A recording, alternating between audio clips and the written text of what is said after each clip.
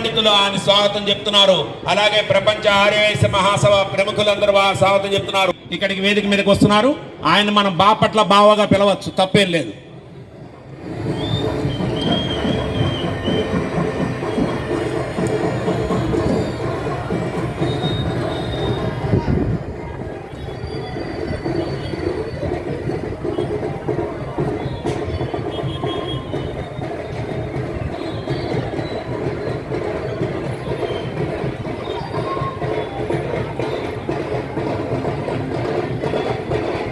అదిగో బావగారు వచ్చారు. వేదిక మీదకి రావాల్సిగా కోరుతున్నాం.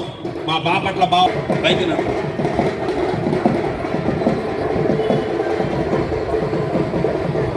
ఇది పైకి పైకి పైకి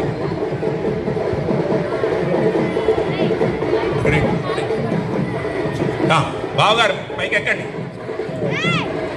అదిగో చూడండి, సనాతన ధర్మాన్ని రక్షిస్తానికి రక్షణ విభాగంలో పనిచేస్తున్న మా వెంకటేశ్వర స్వామి వారు.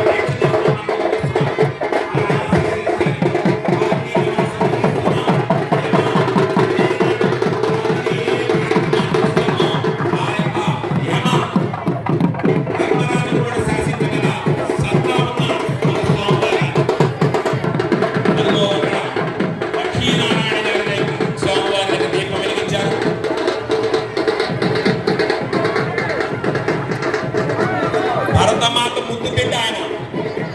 భరతమాత ఏదైతే కోరుకుంటుందో ఆ కార్యక్రమం నెరవేర్చడానికి దీక్ష తీసుకున్న శివక్షేత్రాధిపతి శివస్వామి వారు. ధర్మం కోసం నడిచి వచ్చే శివస్వామి ఆ పరమాత్ముడు శివేశ్వరుడు.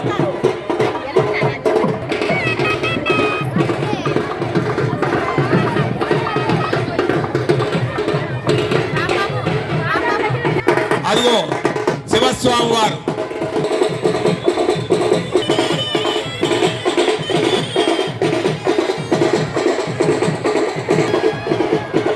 స్వామివారికి అడ్డం లేండి, స్వామివారు రావండి.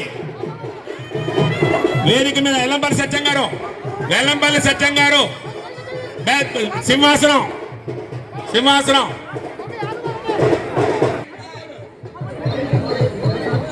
స్వామివారు నాగభూషణం గారు కూడా కూర్చోవాలి. స్వామివారిని కూర్చోబెట్టండి, అందరు కూర్చోండి. అరుగో కైలాసం నుండి మన కోసం నడిచొచ్చే శివుణ్ణి మన ముందుంచడానికి తీసుకొచ్చిన శివస్వామి వారు వచ్చి ఉన్నారు. శివస్వామి వారి యొక్క ఆశీస్సులు మనం పొందాం. కార్తీక మాసంలో ఈనాడు సనాతన ధర్మం కోసం దీక్ష పూనిన కాషాయ వర్ణధారుడు ఆ శివస్వామి వారు. అందరూ వేద వేద పండితులకి పూలిపండి. నాగభూషణం గారు వేద పండితులు పూలిపండి, పూలిపండి. ముందు వేద పండితులు పూలిపండి.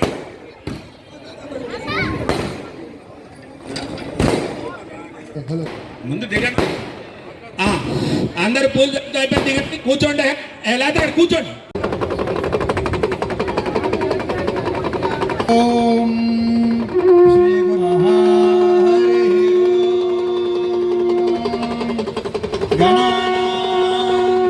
గణపతి హవామహే కవిం కవీనాముపమశ్రవస్తమం జ్యేష్ఠరాజం బ్రహ్మణాం బ్రహ్మణస్పదానుశృణ్వన్నోతిభిస్సేదసాదనం శ్రీ మహాగణాధిపతయే నమః. సహనౌ భునక్తు సహ వీర్యం కరవావహై తేజస్వినావధీతమస్తు మా విద్విషావహై. ఓం శాంతి శాంతి శాంతి. ఇస్తారు. నేను ఇందాక నుంచి చెప్తున్నానండి, ఇది ఆధ్యాత్మిక క్షేత్రంగా భావిద్దాం. అక్కడ అమ్మలకి కనపడాలి. దయచేసి ఎదురుగా ఉన్న వాళ్ళందరూ కూర్చోండి. ఎక్కడ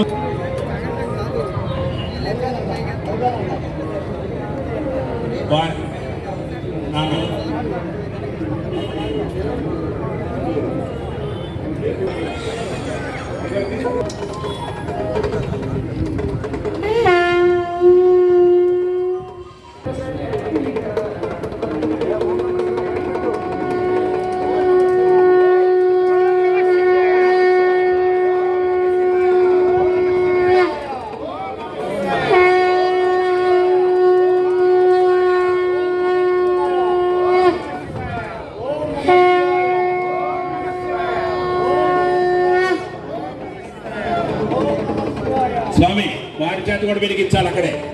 స్వామి అయ్యప్ప వారి చేత కూడా వెలిగించాలి స్వామి.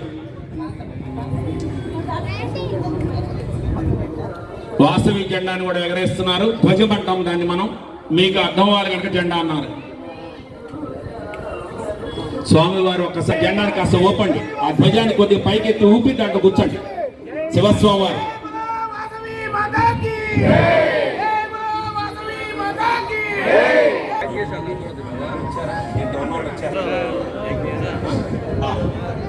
ఇప్పుడు మన అలాగే ఇప్పుడు మనం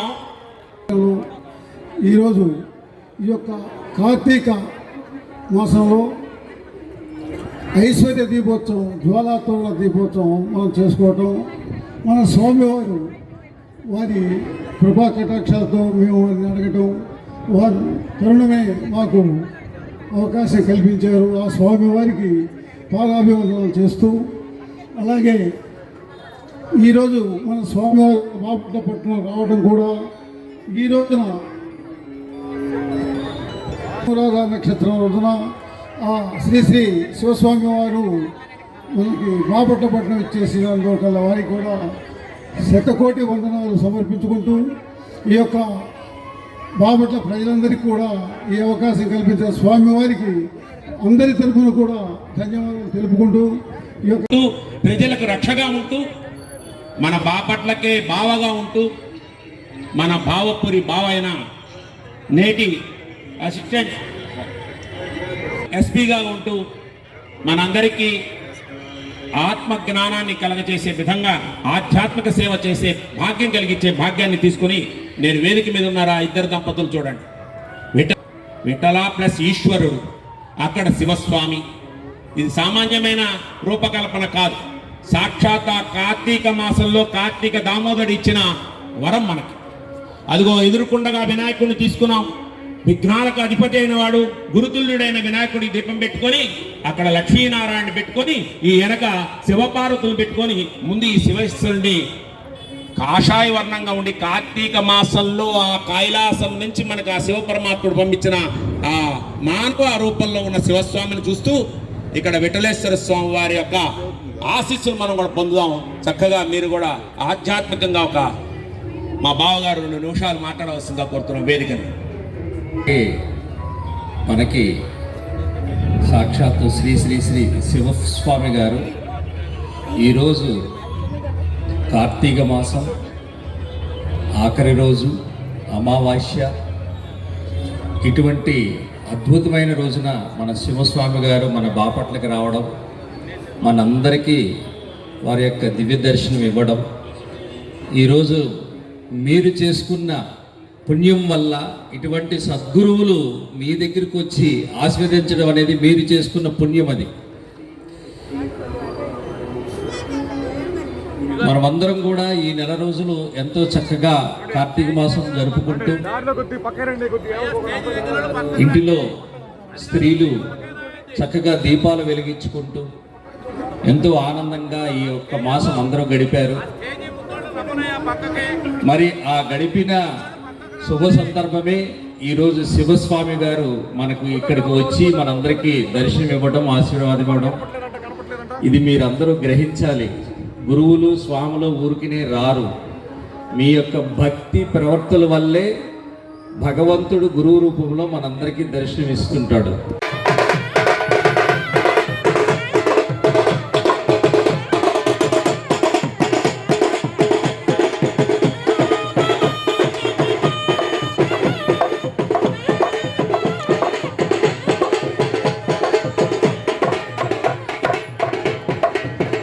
సభా కార్యక్రమంలో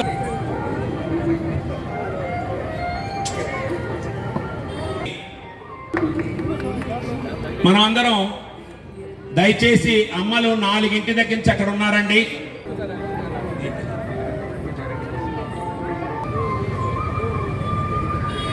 ఈరోజు ఇక్కడ ఒక మంచి కార్యక్రమం, కార్తీక ఐశ్వర్య జ్వాలా తోరణం దీపోత్సవం అంటూ ప్రపంచ ఆర్య వైశ్య సంఘం బాపట్ల మరియు వాసవి సేవా సంఘం సముఖ్య సభ్యులందరూ కలిసికట్టుగా సంయుక్తంగా చేస్తున్న ఈ మంచి కార్యక్రమంలో మన సాంప్రదాయాలకి, సంస్కృతికి, మన కుటుంబాలు, మన బాపట్ల ప్రజానికం, మన honourable chief minister Nara Chandrababu Naidu గారు, ఇప్పుడున్న గవర్నెన్స్ ఈ ప్రభుత్వం అంతా బాగుండాలని నేను మనసారా ఈ వేదిక ద్వారా కోరుకుంటూ శ్రీ శ్రీ శ్రీ శివస్వామి వారు కూడా ఈరోజు మనతో ఉన్నారు. కానీ అన్నిటికీ మించి ఈరోజు మీ అందరికీ సభాముఖంగా నేను క్షమించమని కోరుకుంటున్నా. హైదరాబాదు ఒక ప్రయాణంలో ఉండి తప్పనిసరి పరిస్థితుల్లో రేపు రావాల్సిన నేను ఈరోజు దీనికోసం బయలుదేరి రావటం, ట్రాఫిక్ హెవీగా ఉండటం వల్ల ఇంతసేపు లేట్ అయింది. నాకైతే పర్సనల్గా చాలా బాధగా ఉందండి. మీ అందరూ నా వల్ల లేట్ అయ్యింది అని ఒక బాధ అయితే నాకుంది. అందుకని మనస్ఫూర్తిగా పేరున మీ అందరినీ క్షమించమని కోరుకుంటున్నాను. కార్యక్రమం చేసిన మనందరం బాగుండాలని ఆ కలియుగ దైవం వెంకటేశ్వర స్వామి మనకి తోడుగా నీడగా ఎప్పుడు శుభాలు అందించాలని, మన పిల్ల పాపలు, మన కుటుంబాలు సుఖంగా ఉండాలని, మన బావపురి పట్టణానికే తలమానికంగా 1430 సంవత్సరాల నుంచి కొలువు స్వయంగా ఉన్న మన బావ నారాయణుడు కృప కూడా మనతో ఉండాలని చేసే ఇటువంటి మంచి కార్యక్రమాల్లో, ఇటువంటి దీపోత్సవాల్లో, దీపం అంటే ఒక వెలుగని మనం అనుకుంటాం. దీపం అంటేనే ఒక ఐశ్వర్యం, దీపం అంటేనే ఒక సాంప్రదాయం. అదే దీపం అంటే ఒక గురువు, అదే దీపం అంటే మనం ఏ రూపంలో తలుస్తామో అటువంటి దేవుణ్ణి కూడా ఆ దీపం రూపంలో చూసుకునే సాంప్రదాయం మంది. అటువంటి దీపోత్సవం మీ అందరూ కలిసికట్టుగా చేయటం అనేది చాలా సంతోషాన్ని కలిగిస్తూ ఉంది. చెప్పండి, అందరూ ఇలా పెట్టండి, రెండో చేతులు కూడా పెట్టండి, ఇలా దగ్గర చేయండి, ఇలా దగ్గర వచ్చి జాయింట్ చేయండి, కిందకి మంచి కలపండి. మన ఇంట్లో టీవీ పని చేయాలంటే యాంటీనా కావాలి కదా, డిష్ యాంటీనా, కేబుల్ కలెక్షన్ కావాలి. అనంతమైన పరమాత్మ ఆ ఖగోళ నుంచి ఉత్పత్తి అయ్యే శక్తి ఈ జీవాత్మలకి తల మీద పెట్టుకోండి, వచ్చేస్తుంది. ఇలా పెట్టుకోండి, అందరూ తల మీద పెట్టుకోండి. సార్ అటు తీయండి, బాగుంది, నన్ను కాదు, అటు చూడండి చక్కగా తల్లిదండ్రులు పెట్టినారు. ఇప్పుడు గురువుని తెలుసుకోండి, చక్కగా చెప్పండి. ఓం గురుర్ బ్రహ్మ గురుర్ విష్ణు గురుర్దేవో మహేశ్వర గురుర్ సాక్షాత్ పరబ్రహ్మ తస్మై శ్రీ గురవే నమః శివాయ గురవే నమః శ్రీమాత్రే నమః హరి ఓం. ఇప్పుడు అందరూ నమస్కారం వదలగండి.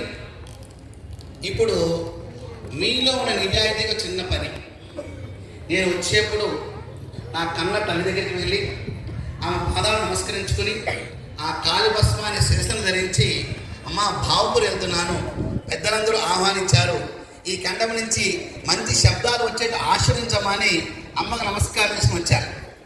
మరి మీరందరూ కూడా ఈ మహత్ కార్యక్రమం ఇచ్చేశారు. వచ్చే ముందు మీ కన్న తల్లిదండ్రులకు నమస్కారం చేసుకుని ఇక్కడికి వచ్చిన వాళ్ళు చేయొద్దండి.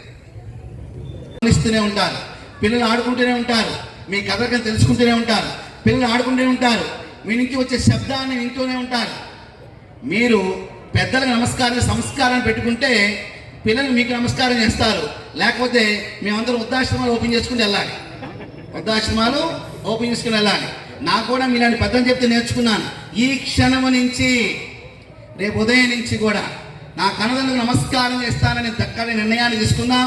ఒక్కసారి మీ తల్లిదండ్రులు తలుచుకోండి, వారి గతి నుంచి వారి పదాలు తలుచుకుంటూ చక్కగా చెప్పండి. నమస్కారం తల్లండి. ఓం మాతృదేవో భవ, ఓం పితృదేవో భవ, ఓం ఆచార్య దేవో భవ,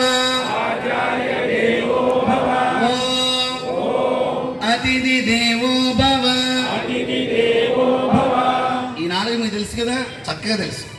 ఐదోది ఉంది, ఓం సంఘ దేవో భవ. నాతో పాటు నా పొరుగు వారు కూడా బాగుండాలి అని తలుచుకుంటూ సంఘాన్ని నిర్వహిస్తున్న ప్రాంతానికి నమస్కారం. ఈ సంస్కారాన్ని మనం కలగజేసుకుంటే ఎటువంటి ఇబ్బందులు రావు, ఎటువంటి విపత్తులు రాకుండా సస్యశ్యామలంగా సాగిపోతుంది. కనుచూపు కోసం నందీశ్వరుడు ఎదురు చూస్తూ ఉన్న సమయంలో అమ్మవారిని అధిష్టానంగా కూర్చోబెట్టి పరమేశ్వరుడు చేసే ఆ లయతాండవమే ఈ సృష్టి, నిరంతరం జరిగే ప్రక్రియ. అటువంటి సమయంలో దీపారాధన చేస్తే సమస్తమైన దేవతలకి దీపారాధన చేసినట్లే. శివలింగారాధన సర్వదేవత ఆరాధన, శివలింగ ప్రతిష్ట సర్వదేవత ప్రతిష్ట. ఈ యొక్క దీపం యొక్క విశేషం, పంచభూత తత్వం దీపం. ఆ ప్రమిద భూతత్వానికి ప్రతీక, తైలము జలతత్వానికి ప్రతీక, అగ్ని వెలిగించాం అది అగ్నితత్వానికి ప్రతీక. ఆ అగ్ని జ్వాల కదులుతుంది కదా, అది వాయుతత్వానికి ప్రతీక. ఆ చుట్టూ ఉన్న ప్రకాశమే ఆకాశతత్వానికి ప్రతీక. కావున పంచభూతాలని మనం ముందు పెట్టుకుని జ్యోతిని వెలిగిస్తున్నాం. దానిలో పరమార్థం తెలుసా? ఒక వ్యక్తి సిగరెట్ తాగటానికి అగ్గి పెట్టి వెలిగించాడు. ఆ అగ్ని కోసం ఎటు ఉంటుంది? ఊర్ధ్వానికే ఉంటుంది, అవునా? ఇప్పుడు దీపారాధన వెలిగిస్తాం, దానికోసం ఎటు ఉంటుంది? ఊర్ధ్వానికే. ఇంట్లో పూజాపీఠంలో దీపారాధన చేసుకున్నాం, దానికోసం ఎటు ఉంటుంది? ఊర్ధ్వానికే. శ్మశానంలో వెలిగించాం, దానికోసం ఎటు ఉంటుంది? ఊర్ధ్వానికే. వంట చేయడానికి వెలిగించాం, దానికోసం ఎటు ఉంటుంది? ఊర్ధ్వానికే. అంటే అనేక రకాల వ్యవస్థలు ఉన్నా కూడా అగ్ని తన గుణాన్ని, తన లక్షణాన్ని, తన శ్రద్ధని ఎక్కడైనా కోల్పోయిందా? ఎక్కడ కోల్పోకుండా ఊర్ధ్వానికే ఉంది. ఋతువులు మారచ్చు, నేను మారను. పరిస్థితులు మారచ్చు, నేను మారను. నేనుగా ఉంటే ఆ శక్తి అనంతంగా ఉంటుంది. నేను విషయంగా మారితే మానసిక వ్యాపార వ్యవధులు ప్రారంభమవుతాయి. దివ్యమైన జ్యోతి వెలిగించగానే కొన్ని చోట్ల లైట్లు తీసేస్తారు. దేనికి? ప్రకాశవంతంగా కన్నుల పండుగగా ఉండాలి, అవును కదా? అవునన్న చేయొద్దండి, చేతిలోనే అందరూ ఎత్తచ్చు, సంతోషం. కానీ మీరందరూ ఆ వెలుగులు చూసి మా వాళ్ళు ఎంత బాగా ఏర్పాటు చేశారు, ఎంత చక్కగా జ్యోతులు వెలిగించారు, ఎంత బాగుంది. ఏం వచ్చినా ఏం రాబోయే ప్రశాంతంగా ఉండండి, మా మర్యాదలకి డోకాలేదు, మీరు పక్కగా ఉండండి, ఏం లేదు. కానీ మామూలుగా మాలాంటి సాధనా పరులు, ఈ వేదిక ఉన్న పెద్దలు ఏం చూస్తారో చెప్పనా? ఆ జ్యోతులు వెలిగిస్తే అందంగా ఆనందంగా కళ్ళు పండుగ విషయాన్ని చూడడం. ఆ జ్యోతులు వెలిగించిన ఆ ఆడ కూతురు కంటిలో వెలుగు మనకు కావాలి. ఆ వెలుగు కోసం ఈ ప్రయత్నం అంతా కూడా ఎత్తే ఆరాధన అవుతుంది. అందరం కూడా కలిసిమెలిసి కుటుంబమే అయ్యా. ఆ జ్యోతుల ద్వారా ఆ ప్రకాశాన్ని పొందుదాం. అయితే రెండు విషయాలు ఇక్కడ చెప్పి ముగిచ్చేస్తా. మొట్టమొదటి విషయం, జ్యోతులు వెలిగించినప్పుడు సంకల్పం చెప్పుకుందాం అని అన్నారు ఇందాక మా నాగేంద్ర శర్మ గారు. దాంతోపాటు విషయం, కామ క్రోధ లోభ మోహ మదమచ్చర్యాలు. ఈ యొక్క విషయం, ఈ యొక్క ఇవే మనిషిని అధోపాదం నెట్టివేస్తూ ఉంటాయి. దీనికి ఒక మంచి విషయం చెప్తాను. మన భావపురిలో ఒక దంపతులు ఉన్నారు, వారికి సంతానం లేదు. మా నాగేంద్ర శర్మ గారి దగ్గరికి వెళ్ళి మాకు పిల్లలు కావాలని ఏం చేయమంటారంటే, ఏముందండి రండి, మేము ఐశ్వర్య దీపం వెలిగిస్తున్నాం, మీ కుటుంబంలో ఐశ్వర్యం వచ్చేస్తుంది, మంచి ఆడపిల్ల పుట్టేస్తుందని చెప్పారు ఆయన. వారు వెలిగించారు. మరుసటి సంవత్సరం కల్లా ఆడపిల్ల పుట్టేసింది. బాగా చక్కగా అల్లారం ముద్దుగా పెంచి పెద్ద చేస్తున్నారు. యుక్త వయసులో అయింది. పక్కన చీరాల ప్రాంతానికి అమ్మాయిని ఇచ్చి పెళ్లి చేసి పంపించేశారు. ఇక ఈ తల్లి తండ్రి ఏమనుకున్నారు, కూతుర్ని అల్లుడిని పండగకి పిలుద్దాం, దీపావళి పండుగ వస్తుంది కదా అని చెప్పి ఈ తండ్రి కూతురింటికి వెళ్ళి అల్లుడుగారిని కలిసి, అల్లుడుగారు చక్కగా రండి, మా అతిథ్యాన్ని స్వీకరించండి, మమ్మల్ని ఆనందపచేయడంగానే అల్లుడుగారు అలాగే మా అమ్మగారు పొండి అని అప్పగిస్తారు. ఇక దీపావళి పండుగ రానే వస్తుంది. ఏమంటే అల్లుడుగారు వచ్చేసారు. ఇదే నన్ను తీసుకొచ్చారుగా పూలతో అల్లుడుగారు లాగా. అలాగే ఉన్నంతలు చాలా ఘనంగా ఏర్పాటు చేసి తీసుకొచ్చి ఒక మంచి వేదిక మీద కూర్చోబెట్టి ఒక టిపాయి పెట్టి షడ్రుచులతో భోజనాన్ని ఏర్పాటు చేశారు. శుభ్రంగా అల్లుడుగారు తిన్నారు. కొత్త అల్లుడుగారు కాబట్టి ఒక మంచి పందిరి మంచం కొనేసి ఇచ్చారు. హాయిగా ఆయన పడుకున్నాడు. ఇలా 10 రోజులు గడిచిపోయినాయి. అల్లుడుగారు ఇక్కడ వెళ్ళే పరిస్థితి కనపడతల్లా. 11, 12, 13, 14, 15 రోజులు గడిచినాయి. వీళ్ళ నెల సంపాదన 15 రోజులు అయిపోయింది. కానీ ఎక్కడ వెళ్తలేదు ఆయన. వీడు దుంపదగా ఎలా అర్థం చేసుకుంటాడని చెప్పి, ఎలాగో డబ్బుల్లో కదా అని చెప్పి కొంచెం పచ్చడి మజ్జిగ పోస్తారు అన్నం పెట్టి. అల్లుగారు వస్తారు భోజనానికి, చూస్తారు, మెల్లకుండా భోజనం చేసి వెళ్ళిపోయి పడుకుంటాడు. అయ్యో వీడు అర్థం చేసుకోలేకపోయాడు, రోజు రుచితో పెడతాం, ఇలా పెట్టిన అర్థం చేసుకోలేదు, సరే రేపు ఆలోచిద్దామని చెప్పేసి 2వ రోజు ఏం చేస్తాడంటే మామగారు ఆ పందిరి మంచం కోడోటి ఎరక్కొట్టి పక్కన పెడతారు. అల్లుగారు వెళ్ళి పడుకోవడానికి చూస్తారు, ఇరిగిపోయిన మంచాన్ని చూస్తారు. ఆ ఏముంది లేదని ఆ దిండు దుప్పుడు తీసుకెళ్ళి పెరట్లోకి వెళ్ళి పడుకుంటాడు. 2వ పాచి కూడా పారలా. పొద్దున లేవగానే ఏం చేస్తాడో చూస్తే అల్లుగారు బావి దగ్గర స్నానం చేస్తూ కనబడ్డాడు. అమ్మ దొరికేయాలి అని చెప్పేసి ఈ మామగారు శుద్ధంగా తీసుకెళ్ళి ఆ బావి గట్టి మీద రాస్తారు, ఏ అతిథైనా 3 రాత్రులు నిద్ర చేయడం ఆనవాయితీ అని. స్నానం చేసిన అల్లుగారు చదువుకుంటారు, అమ్మ మామ నన్ను పంపించడానికి ఇన్నెత్తులు వేస్తున్నామని తాను శుద్ధముక్క తీసుకుంటాడు. అవును నేను 3 రాత్రులు నిద్ర చేస్తాను, అది శివరాత్రి, నవరాత్రి, సంక్రాంతి అని రాస్తాడు. వెళ్తానంటున్నాడా? అలాగే మనలో కామ, క్రోధ, లోభ, మోహ, మదమచ్చరాలు అల్లకు తెష్ట వేసి కూర్చుంటాయి. మామగారు అలా ఎత్తులేసి నంచి వేయాలి, పంపించి వేయాలి. ఇది చాలా చాలా అవసరమైన విషయం. సాధనా పరులకి, గృహస్థులకి కూడా ఈ కథ గుర్తు రావాలి. ఇంట్లో ఆడంబరంగా ఆర్భాటంగా పూజ మొదలెడతాం. బంగారు పుష్పాలు చేస్తే ఎంత పుణ్యం వచ్చేస్తుంది, వెండి పుష్పాలు చేస్తే కేజీ లెక్కన దేవుడు ఎక్కడ చెప్పాలి. మనసిన పుష్పాన్ని అర్పణ చేయమని చక్కగా చెప్పారు. జాంబికాలకి ఆడంబరానికి పోకుండా సమయాన్ని కొంత ఇంట్లో ఉంచుకొని చక్కటి పూజా విధానంతో వెళ్ళాలి. ఎందుకంటే మన సంస్కార కేంద్రాలు దేవాలయాలు 7 విధానాలుగా ఉప ఆలయాలతో కూడి ఉంటుంది దేవాలయం. అది వెనకాలన్న భావఋషి దేవాలయమైనా, భావనారాయణ దేవాలయమైనా, శివాలయం, ఏ రామాలయం ఏదైనా సరే 7 ఉప ఆలయాలు విద్యాలయాలుగా, వైద్యాలయాలుగా, క్రీడాలయాలుగా, న్యాయస్థానాలుగా, వేదాలయాలుగా, గో ఆలయాలుగా, వ్యాయామ ఆలయాలుగా 7 ఆలయాలతో కూడిన దేవాలయ వ్యవస్థ. అటువంటి దేవాలయ వ్యవస్థ సంస్కారానికి కేంద్రము. ఒక దేవాలయం ద్వారానే ఆ ఊరి వైభవాన్ని అంచనా వేస్తారు. ఒక ఇంటికి వచ్చినప్పుడు ఇంట్లో ఉన్న ఆడకూతురు ప్రవర్తన ప్రకారం ఆ ఇంటిని అంచనా వేస్తాం. అప్పుడే నా పిల్లలు వారికి ఇస్తా, ఈ సంబంధానికి ముందుకు వస్తా. అలాగే వస్తావా అంటే దేవాలయం ఊరికి అలా ఉండాలి, గృహానికి తల్లి అలా ఉండాలి. వీరిద్దరు కనుక సక్రమంగా చక్కగా జరిగినట్లయితే కనుక ఆ దేశము, ఆ జాతి, ఆ రాజ్యము, ఆ ప్రాంతము కూడా వర్ధిల్లుతాయి అనే విషయాన్ని మీకు తెలియపరుస్తూ, ఇది ప్రవచన సమయం ఇంతకన్నా ఎక్కువ పొడిగించడం కరెక్ట్ కాదు కాబట్టి, సమయం ఆసనమైంది కాబట్టి, సరే ఏదో చిన్న సింహాసనం కూర్చోబెట్టారుగా, గురుదక్షిణ ఏమిస్తారు? దర్శన భాగ్యాన్ని నేను పొంది ఉన్నాను, మీ ధనదాన్ని నాకు వద్దు, కానీ గురుదక్షిణ కావాలి, ఇస్తానని చేయొద్దండి. చూడు ఇప్పటికీ భయపడుతున్నారు, ఆస్తుపాస్తులు ఇస్తున్నా కూడా భయపడుతున్నారు. చేస్తారా? చాలా సంతోషం. ఈ వేదిక ద్వారా నాకు ఊరికే కోపం వస్తుందండి. ఈ దివ్య జ్యోతుల సాక్షిగా నా కోపాన్ని వదిలేస్తున్నాను. ఎవరి మనస్సాక్షి వారు చెప్పుకోండి. రెండోది, నాకు పాన్పరాక్ తినే అలవాటు ఉందండి, మద్యం తాగే అలవాటు ఉందండి, దాన్ని ఈ జ్యోతి ద్వారా విరమించుకుంటున్నాను. మూడోది, చక్కటి గుణవంతురాలి భార్య ఉండగా నా దిక్కుమానగలు ఎటో తిరిగేస్తుంటాయండి, ఆ దిక్కుమాన అలవాటు ఉంటే మానేస్తున్నాను. ఎవరి మనస్సాక్షి వారు చెప్పుకోండి.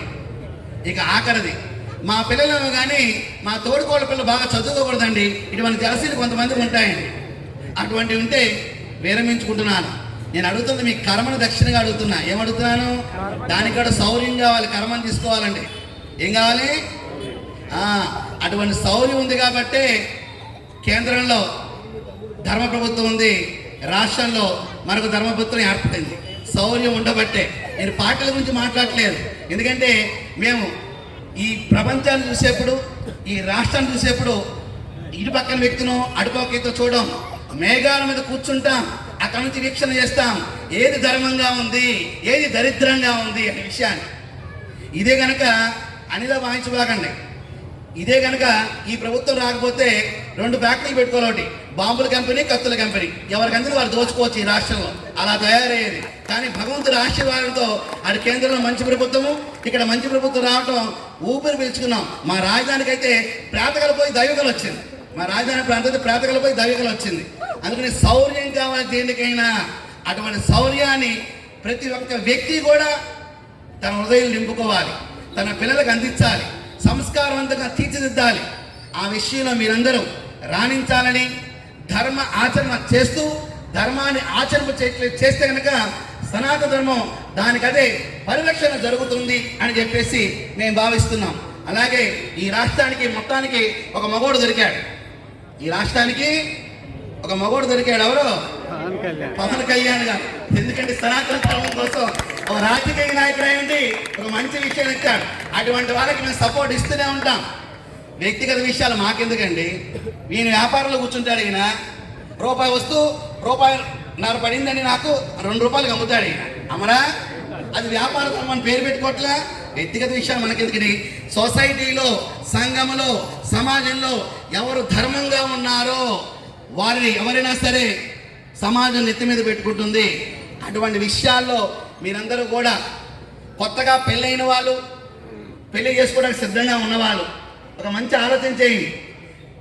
మీ భార్య భర్తలు మాట్లాడుకోండి, తల్లిదండ్రులు అత్తమామలతో మాట్లాడుకోండి. ఒకరిని కంటారో ఇద్దరిని కంటారో మీ ఇష్టం కనండి, కానీ మూడవని కనిస్తే ఈ దేశానికి ఛత్రపతి శివాజీని తయారు చేసే అప్పటి బాధ్యత మేము తీసుకుంటాం. లోకా సమస్త సుఖినో భవంతు, సర్వేజన సుఖినో భవంతు, శుభం భూయా. వేదిక మీద పెద్దలు ఉన్నారు, కానీ ఇది అందరికి సంబంధించిన విషయం, ఏ పార్టీకి సంబంధించింది కాదు. దేవాలయ విముక్తి కోసం భారతదేశం అంతా కూడా విశ్వ హిందూ పరిషత్ ఆధ్వర్యంలో ఒక కార్యక్రమాన్ని శ్రీకారం చుట్టాం. ప్రప్రదంగా అది మన తెలుగు ప్రాంతంలో, తెలుగునాట గన్నవరం ప్రాంతంలో జనవరి 5వ తారీఖున హైందవ శంకరామని పిలిపించాం. 5 లక్షల మంది ఆధారటాకి తమ పేరు నమోదు చేసుకుంటున్నారు. కావున ఆ జనవరి 5న జరిగే ఆ కార్యక్రమానికి మన భావపురి పట్టణం నుంచి పార్టీలకు అతీతంగా, రాజకీయాలకు అతీతంగా, కులాలకు అతీతంగా ధర్మానికి చేరువుగా మేము సైతం అంటూ రండి, కథలు రండి, కలస రండి, తలలు రండి, చెయ్యి కలుపుదాం, ధర్మ పరిరక్షణ కార్యక్రమానికి శ్రీకారం చుడదాం. ఎందుకంటే దేవాదాయ ధర్మాదాయ శాఖలో ఈ 50 సంవత్సరాల్లో రాజులు కానివ్వండి, జమీందారులు కానివ్వండి, మీలాంటి మహాత్ములు కానివ్వండి, దేవుడికి ఇచ్చిన మాన్యం 4,09,000 ఎకరాలు. ఎన్ని ఎకరాలు? 4,09,000 ఎకరాలు. దాంట్లో 1,00,000 ఎకరాలు కనబడతలేదు. ఎన్ని ఎకరాలు? 1,00,000 కోట్లు. 1,00,000 ఎకరాలంతా అదే 1,00,000 కోట్లు మన ఖజానాలో ఉంటే ఏ దేవాలయానికి డబ్బులు ప్రభుత్వం అడగాల్సిన అవసరం ఉందా? ఇతర ధర్మాలలో, ఇతర మతాలలో వారి యొక్క విధానం వారు చేసుకుంటున్నారు కదా. కావున దేవాలయ విముక్తి చేయండి అంటూ చక్కగా ఒక మహా కార్యక్రమం శ్రీకారం చుట్టాం. ఆ తర్వాత తెలంగాణ, మహారాష్ట్ర, కర్ణాటక, కేరళ 29 రాష్ట్రాల్లో కూడా ఆ కార్యక్రమం ఒకదాని ఒకటి జరుగుతుంది.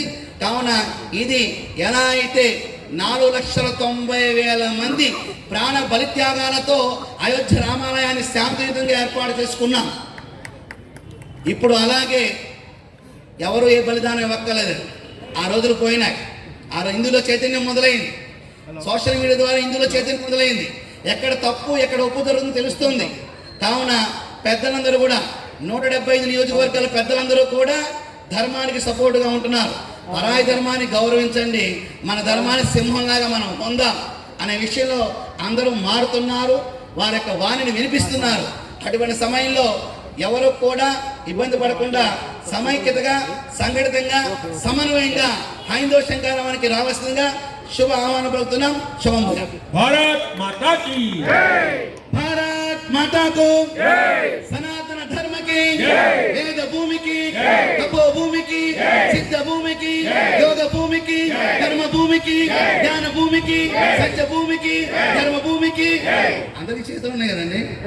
మాతాకి, గాయత్రి మాతాకి, గంగా మాతాకి, జై శ్రీరామ్, జై శ్రీరామ్, జై శ్రీరామ్. హర హర మహాదేవ్. రెండు చేతులు ఎత్తాలి. హర హర మహాదేవ్, హర హర మహాదేవ్. ఏడుకొండలవాడ వెంకటరమణ గోవింద. ఐశ్వర్య దీపం వెలిగినారు సాక్షాత్గా శివస్వామి వారు, వేగేశ్వర నరేంద్ర వర్మ గారు, శివస్వామి వారు, వెంకటేశ్వరరావు గారు, వీళ్ళందరూ ఆ యొక్క ఐశ్వర్య దీపం వెలిగిస్తున్నారు. ఐశ్వర్య దీపంకి మనందరం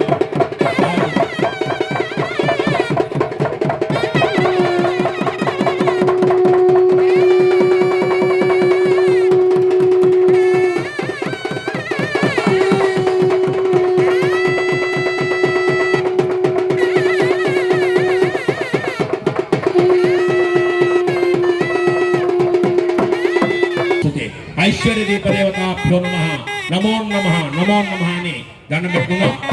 ఇప్పుడు మనం బావగారు అక్కడ ఇవ్వండి. అతిథులను గౌరవించండి, అతిథులను గౌరవించండి.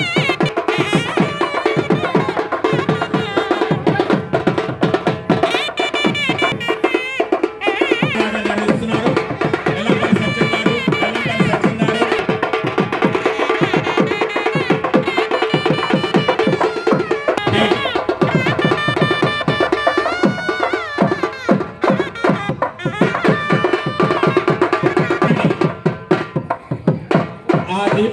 పవిత్రంచ శోక రోగ నివారణ లోకే వశీకరణ పుంసాం భస్మం త్రైలోక్యం పావనం పావనం శుభం. అలా కర్పూర అక్కడి నుంచి జ్వాల కోరణ. హర హర హర మహా